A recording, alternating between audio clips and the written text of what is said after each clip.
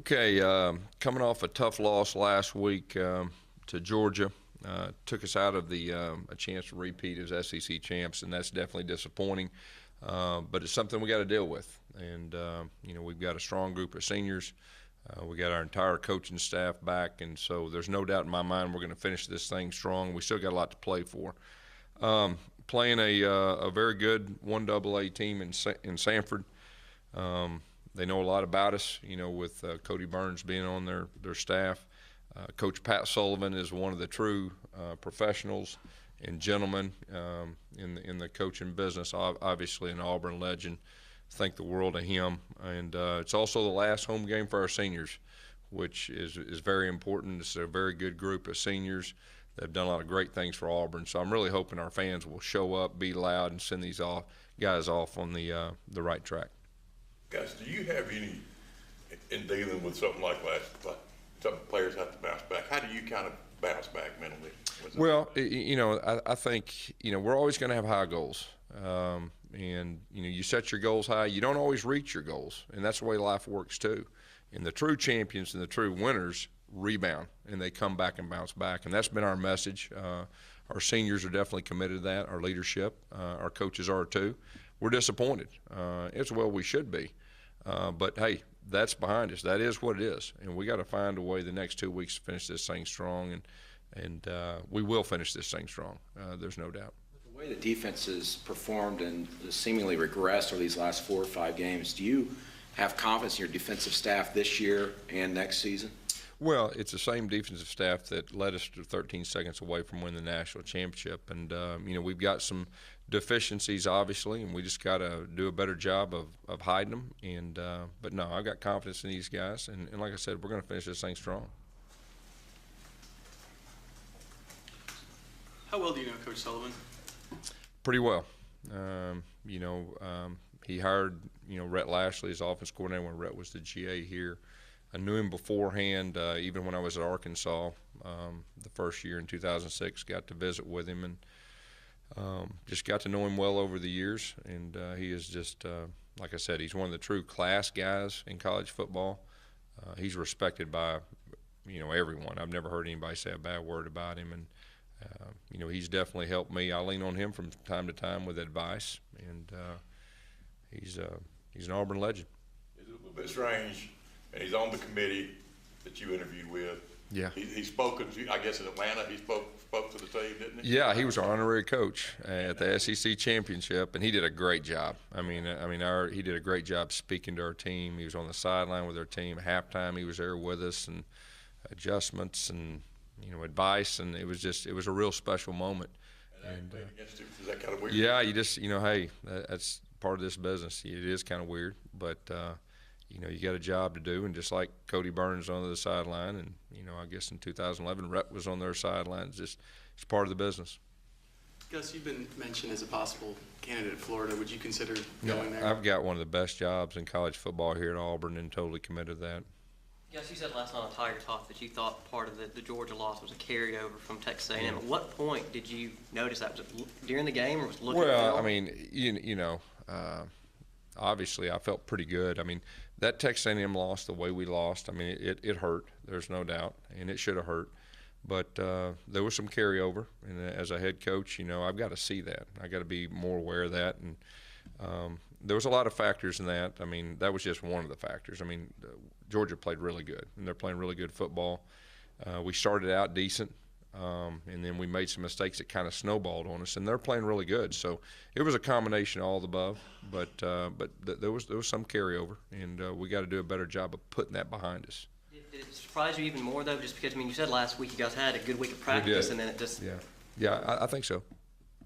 Is the possibility of Carl Lawson returning this season been completely wiped off the board? Yeah, it doesn't look that way. It doesn't look that way.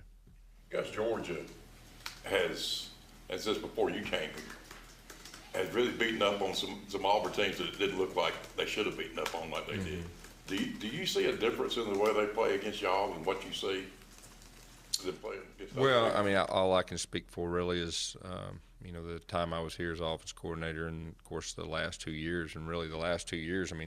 They're extremely talented. They're very good. They're capable, every year are playing with the best teams in college football, and obviously it's a big game when they play us, and they usually play their best. So we've got to play our best, and we didn't do that Saturday. Has Duke gotten back on the field at all? Has he been able to do anything? What do you expect from him this week? No, he's not been back on the field yet, but we're, like I said, it's week to week. We'll hope to get him back, but not ready to say when yet. How pleased have you been with your receivers just over the course of the whole season? We've done some good things at times. We got to be a little more consistent, but I can say that for all areas, on offense. Yes, obviously you never want to see anybody get hurt, but how much more difficult is it for you as a coach to see a guy like Jeff Whitaker, who's had to sit out last year and he's a team leader and he's dealing with another issue now? No, there's no doubt. I feel for Jeff. Jeff's he's one of our leaders, if not our overall team leader. Got a lot of respect from his teammates, offensively and defensively, and really his coaches too. So it was a tough blow. Hopefully we'll get him back, but he's been through a lot, as far as that's concerned since he's been here at Auburn. You've talked a lot about facing the toughest schedule in college football. The numbers back it up. Do you believe the team has been beaten down mentally and even a little bit physically here in these last few games? I'm not. We knew the schedule was the toughest when we first started, and you got to have a plan and be strategic and all that. And we're just we didn't play our best football the last 2 weeks, and we got to find a way to do that because our schedule, it is what it is. But I'm not looking for excuses and this and that. It is what it is. We knew it when we started, and so we gotta finish this thing. Part of a stretch as difficult as this in your career? I've coached for 25 years. I've been through a lot more difficult stretch than this. I mean, bottom line is we hadn't played our best the last 2 weeks. We're still a good football team. We're capable of being a very good football team, and that's the goal, to finish this thing like we can, which I know we can, which I expect us to. Gus, when you go through something like this, how do you know which buttons to push? Do you come out today and have your most physical practice of the year, or you try to lighten things up and have fun? Well, that's part of the coaching strategy. As a coach, you got to figure out to push the right buttons for your team. Every team's different.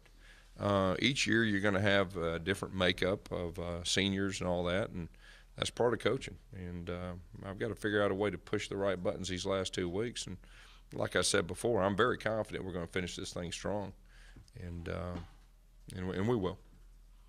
Yes. Have there been any guys on the team that you've relied on to be vocal leaders that maybe haven't this year? Usually if they're vocal leaders, are vocal leaders. It's not like you have a guy and you try to tell him to be a vocal leader at the end of the year when he's really not. That's not his makeup. That's usually not the way it works. We've seen you in the defensive huddle a couple of times. You've been a little bit more involved the last couple of weeks of defense. No, I'm the head coach. I mean, I've been doing the same thing. I'll get in the defensive huddle when it's timeout, and obviously the offensive huddle and the special teams. So. Gus, Ellis has admitted that he's heard some of the unrest from folks about the defense is not playing as well as anyone would have liked the last month or so. Does that bother you as a coach, or do you just understand that criticism, fair or not, just comes? Yeah, I mean, hey, this is college football, and it's the SEC, and the unfortunate thing is usually as a coach you're doing your job and you're insulated. It's just unfortunate for the families more than anything. He's been one of the better defense coordinators in this league for over 20 years, and he's earned a lot of respect. Anything else? Guess will there be any changes to the starting line? Not at this point. Sean Coleman after another rough outing. Yeah. I mean, here's what I'd say. Sean Coleman he's a very good player. He's like any other players. There's other players that have good games and bad games. We have a lot of confidence in Sean, but at this point we're not ready to say that there's going to be any changes. Gus, last year you mentioned with Trey, in the SEC championship, that you went to him and said, hey, just keep giving me the ball. When it comes to injuries at all, do you ever kind of give players that kind of same leeway? If, like, Duke says I'm 85%, I'm good to go, or do you kind of make the call and say, no, I want to come back? Injuries are a little bit different, as far as just wearing down.